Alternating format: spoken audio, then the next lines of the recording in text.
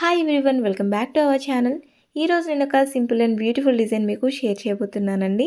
ఇది సింపులే బట్ మంచి class look అయితే వచ్చేస్తుంది. ఇది ఒక ప్లెయిన్ డ్రెస్ అండి. దీన్ని డిజైనర్ వేర్గా ఏ విధంగా క్రియేట్ చేసుకోవచ్చో చూపిస్తాను. ఇవైతే స్లీవ్స్ అనమాట. ఫస్ట్ నేను కొంచెం గ్యాప్ తోటి రౌండ్ షేప్లో ఉండే మిర్రర్స్ అనేవి స్టిక్ చేసుకున్నాను. ఇవి గ్లాస్ మిర్రర్స్.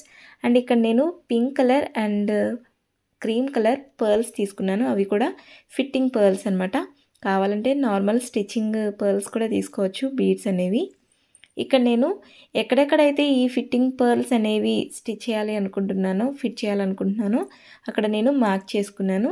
చాలా సింపుల్ డిజైన్ అనమాట. చాలా ఈజీగా అయిపోతుంది, చాలా ఫాస్ట్గా అయిపోతుంది. మీకు ఇవి పర్ల్ మెషిన్ యూస్ చేయడం రాకపోతే ఇలా వీడియోలో చూపిస్తున్న విధంగా యూస్ చేయండి.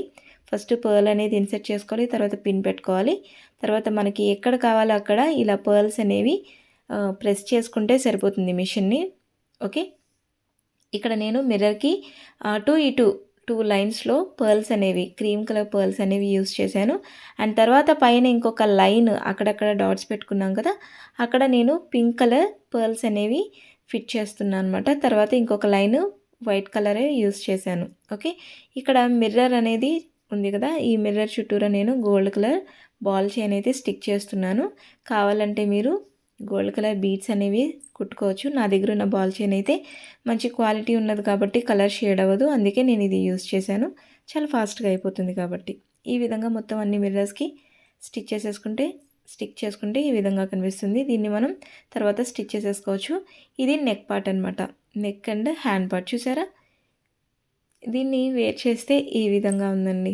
చాలా క్లాస్ లుక్ అయితే వచ్చేస్తుంది.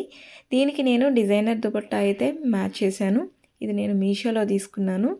సో చూసారా, చక్కటి మంచి డ్రెస్ అయితే రెడీ అయిపోయింది చాలా తక్కువ కాస్ట్లో. ఎలా ఉంది? మీకు నచ్చితే కనుక ప్లీజ్ లైక్ చేయండి, షేర్ చేయండి. అండ్ ఎలా ఉందో కామెంట్ సెక్షన్లో కామెంట్ పెట్టండి. Okay, bye.